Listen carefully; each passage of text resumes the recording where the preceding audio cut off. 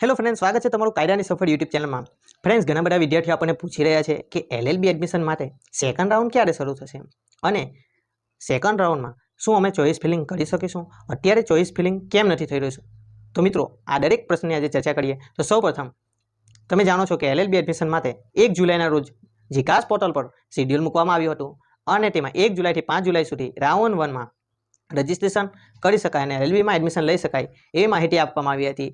અને ત્યારબાદ ઘણા બધા વિદ્યાર્થીઓને એલએલબી એડમિશન માટે 10 અને 11 જુલાઈના રોજ ઓફર પણ આપવામાં આવી અને મેરિટ લિસ્ટ પણ ઘણી બધી યુનિવર્સિટી દ્વારા જુદી જુદી રીતે પોતાની વેબસાઇટ પર જારી કરવામાં આવ્યા અને એલએલબીના એડમિશન માટેના તમે પ્રોસેસ કરી શકો એવી માહિતી આપવામાં આવી। અને હવે એલએલબી એડમિશન માટેનું સેકન્ડ રાઉન્ડમાં ચોઇસ ફિલિંગ કેમ નથી થઈ રહ્યું, જે શિડ્યુલમાં 14 અને 15 ડેટ બતાવી હતી એ પ્રમાણે?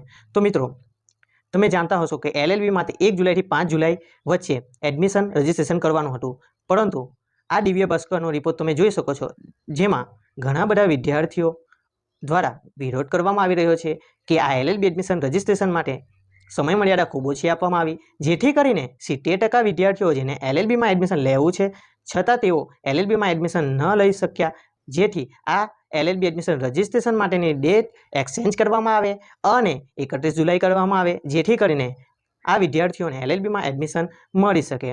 તો મિત્રો, હવે ફેઝ 2માં એલએલબી એડમિશન શરૂ થઈ શકે છે અને જેના માટે રાઉન્ડ 2 આવશે તેવી માહિતી આપણને જીકાસ પોતાની વેબસાઇટ દ્વારા મળે છે।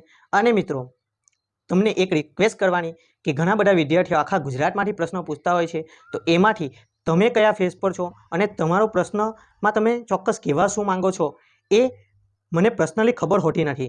એટલા માટે હું ઓવરઓલ આખા ગુજરાતને વિદ્યાર્થીઓને લઈને વાત કરતો હોઉં છું, એટલે તમે મિસગાઈડ ના થાય એના માટે તમારા માટે જીકાસ પોર્ટલની હેલ્પલાઇન અને વેબસાઇટના કોન્ટેક્ટ તમને આપી દઉં છું। તેમાં તમે કાયદાના ક્ષેત્રમાં જવાના છો, તો તમે પણ પોતાની રીતે તમારું એડમિશન મળી શકે એના માટે તમે પણ પ્રશ્ન પૂછો। તમે જીકાસ પોર્ટલ પર 300 રૂપિયા જેટલી ફી પેમેન્ટ કરવાના છો, તો પછી તમે પણ જીકાસને એકવાર જવાબ ના મળે તો બીજી વાર ફોન કરીને પણ તમે માહિતી મેળવી શકો છો કે હવે પછી શું કરવાનું છે, જેની માહિતી હું જીકાસ ટેકનિકલ હેલ્પલાઇનના નંબર હું તમને ડિસ્ક્રિપ્શનમાં આપી દઈશ અને તમે પણ પોતાની રીતે એડમિશન મળી શકે એના પ્રયત્નો માટે તમે તમારી રીતે પણ માહિતી મેળવતા રહેજો।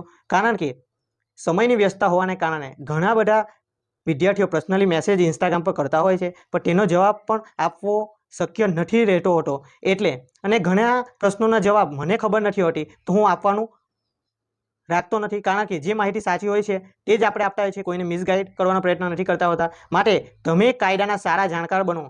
એ ક્ષેત્રમાં જઈ રહ્યા હોય તો તમારે ઘણી બધી યુનિવર્સિટીમાં જાતે જઈને જવું પડે તો પણ તમે જઈને પ્રશ્નો પૂછો અને જીકાસ હેલ્પલાઇન નંબર તો છે, તેના દ્વારા પણ તમે એડમિશન માટે માહિતી મેળવી શકો છો। અને મને જેવી સેકન્ડ રાઉન્ડની અને એલએલબી એડમિશન માટેના કોઈ પણ અપડેટ આવશે તેની માહિતી હું તમને આ યુટ્યુબ ચેનલ દ્વારા આપી દઈશ। અને હજુ સુધી તમારે જો આ યુટ્યુબ ચેનલને સબસ્ક્રાઇબ કરવાની હોય તો સબસ્ક્રાઇબ કરી લેજો, જેથી કરીને તમારા માટેની મહત્વની જાણકારી બાકી ના રહી જાય અને તમારી રીતે પણ તમે પ્રયત્ન કરજો અને વિડીયો ગમે તો લાઈક કરવાનું ન ભૂલતા।